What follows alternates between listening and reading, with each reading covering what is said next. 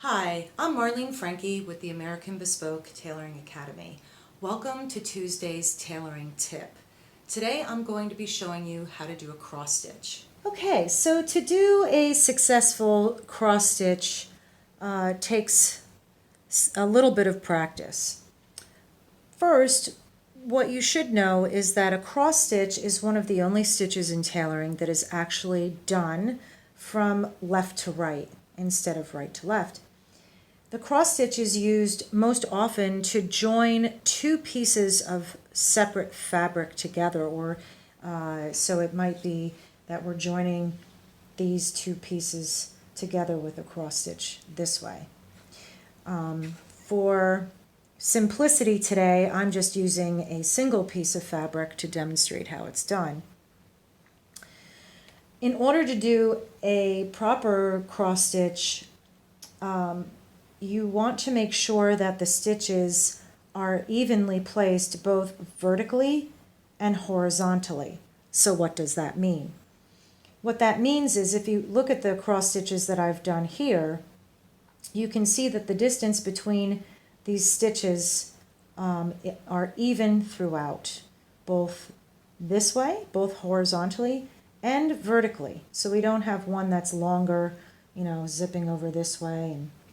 Now, in order to ensure that your stitches are placed evenly, I have a little trick I'd like to show you that will help assist you as you're practicing a cross stitch. And before you know it, you won't even need to think about it anymore. It'll just become second nature. But while you're practicing, and I hope that you're using your thimble and practicing with your thimble, the easiest way to do this is if you note where this last stitch came in and out. What we want to do when we do our next stitch is ensure that the next stitch is even horizontally here, but also even vertically here. So the way we're going to accomplish that is if you take your needle and you slide it up until you reach this point, and then just bring it back slightly and pick up your thread, or pick up your cloth, bring it through. Okay, you'll see that we are both horizontally and vertically in line with our last stitch. And then it's the same working down.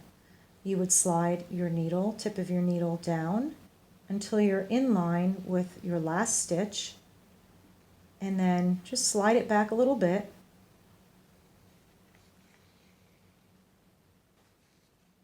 And again, you're both vertically and horizontally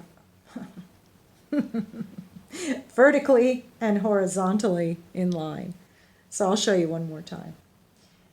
And like I said, if you practice your cross stitches, you won't even need to do this. You'll know as soon as you go to do the stitch whether you're in line or not. You can just see it. You'll be able to feel it, actually. And the other thing about your cross stitch is you never want to pull it too tight, or you'll risk maybe pulling your two pieces together too much. So everything in tailoring is with a pretty light hand. And so that's how you do a cross stitch. I hope that you enjoyed this week's Tuesday's tailoring tip on how to make a cross stitch and when it's used.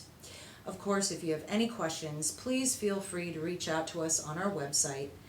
And be sure to subscribe to our YouTube channel so you can get every week's Tuesday's tailoring tip. Once again, this is Marlene Franke from the American Bespoke Tailoring Academy. We'll see you next time.